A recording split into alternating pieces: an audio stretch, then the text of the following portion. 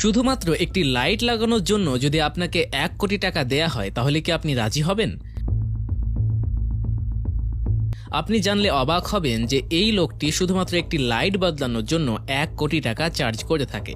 এমনকি যে কোম্পানির কাছ থেকে এই ভদ্রলোক চার্জ করে সেই কোম্পানি তাকে খুব ভালো মতোই সেই টাকাটা দিয়ে দেয়। কিন্তু এই ব্যক্তি ছাড়া অন্য কোনো ব্যক্তি এই কাজটি করতে পারে না।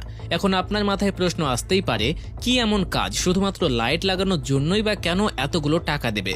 তাহলে চলুন আজকে জেনে নেই অবিশ্বাস্য একটি তথ্য। তাই দেখতে থাকুন সম্পূর্ণ ভিডিওটি।